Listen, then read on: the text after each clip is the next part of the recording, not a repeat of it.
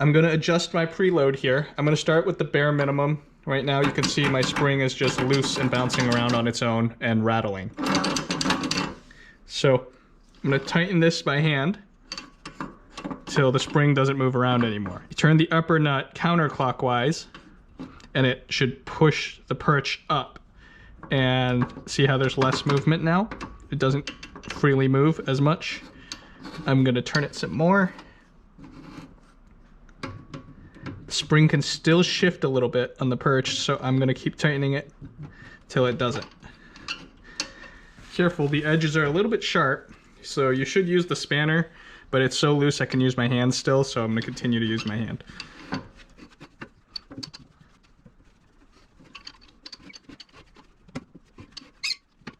I think I'm satisfied with where this is. And now I'm gonna measure from the top hat to the base of the spring here, and then I'm gonna set the same distance on the other side. After you set the distance as you like, you turn this counterclockwise so they meet.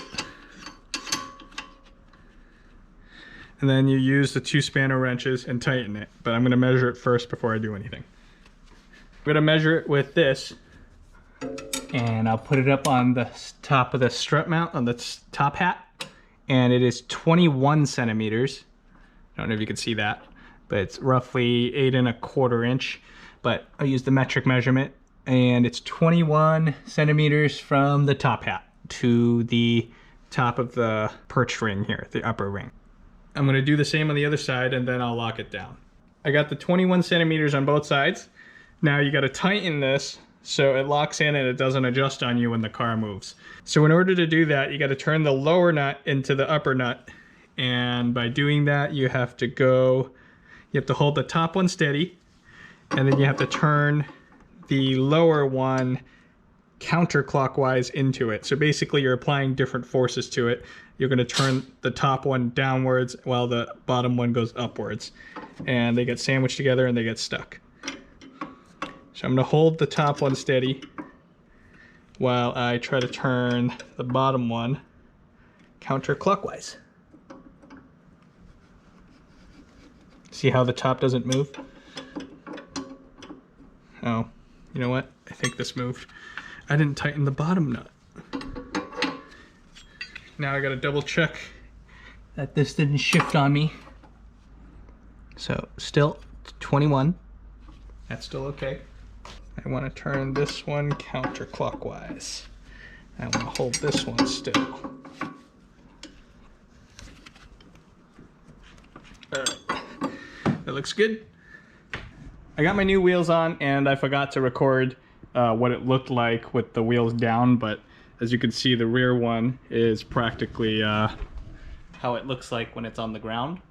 So the front one is pretty much the same. It's a little bit lower, but it was like a huge gap.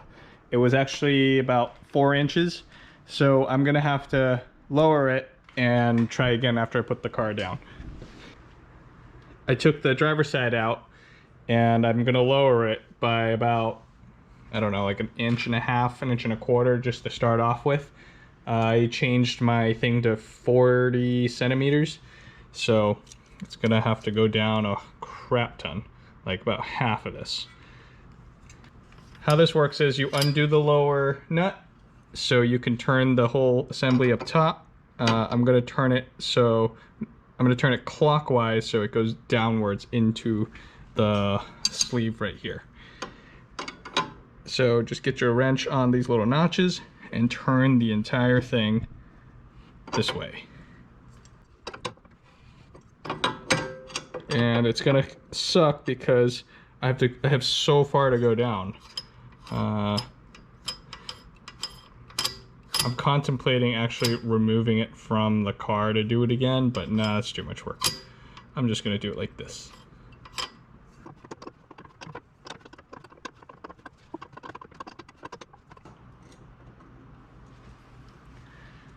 There it is, 40 mil.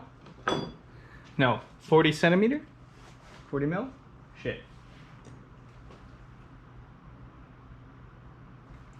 I've been saying centimeters. It's 40 millimeters, so 4 centimeters. Put the wheel back.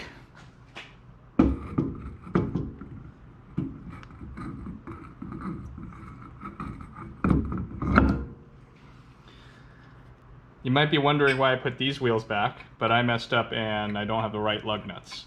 These aren't the conical type, so because I want to play with this and drive, I want to just use my original wheels first while I wait for my new lug nuts. I'm gonna lower the car and see what that looks like.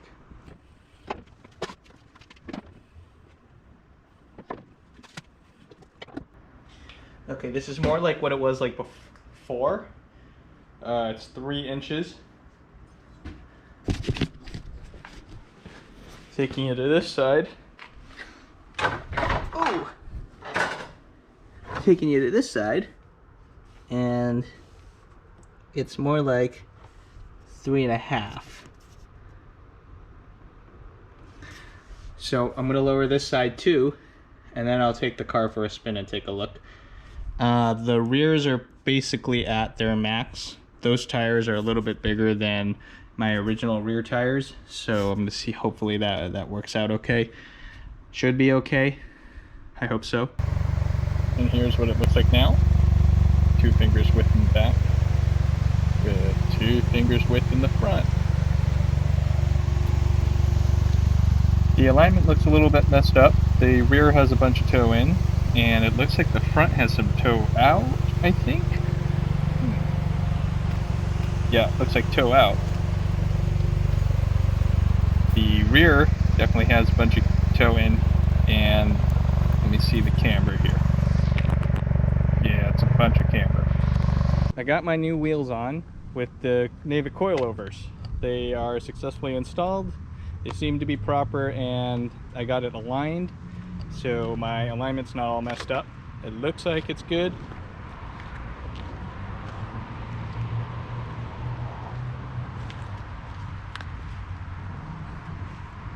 You can kind of see a little bit of camber in the back. I didn't go too aggressive. It's like 1.5 degrees negative. Front's like a little bit too. I could show you my alignment sheet too and check out what I have here.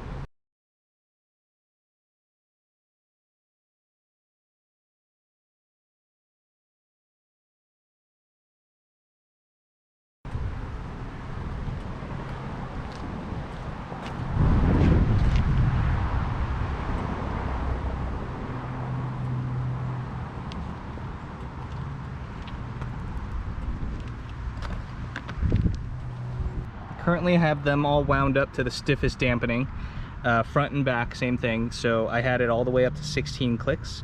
I'm not sure what I actually want and or need. I'm gonna try to see if I can go down a few clicks up here just to see how it drives and handles. I think the front probably doesn't need to be that stiff, but what do I know? It's just trial and error over here. So I'm gonna go back, maybe you can hear it. 1, 2, 3, 4, 5. I'm gonna go back 5 clicks. Make sure you do the same on the other side. 1, 2, 3, 4, 5. I'll drive on this for a little bit, see what it's like. It's gonna be a little work in progress here. I won't really know what to do with it. I drove with them all the way down, I drove with them all the way up. Honestly, I didn't feel a difference. I've always heard of letting your springs and new struts settle after installing them after a few hundred miles. I will see how it's like after a few hundred miles. So right now I've probably put about 40 to 50 on it. Car's okay, it feels a little bit bouncy. I don't know what I can do to fix that, but I'm gonna see what I can do after I do some research online. All right, I got home with the 5 clicks reduced from 16. I was reading about these Navic coilovers, and I found that they allegedly have 15 clicks of adjustment, but when I turn them, I can clearly get 16 clicks of adjustment. So maybe 16 is 1 click too far. I clicked the fronts back 5, as I showed you earlier, and I drove it home. Honestly, it feels mostly the same, but it seems like it handles a lot better. So maybe 16 is too far. So if you get one of these, don't crank them up to 16. Let's leave them at 15. Do the same here. I'll leave my rears at 15. And another day when I get to drive, I will test this out and fine tune it as I go. But overall, the review of these shocks are pretty good. I mean, especially for the price, they're like 1,300 bucks, like delivered to your door. I forget the math, but less than 2 grand, a little bit more than 1,000. So value, they're pretty good. You get camber adjustment, you get some preload and new dampers and whatnot.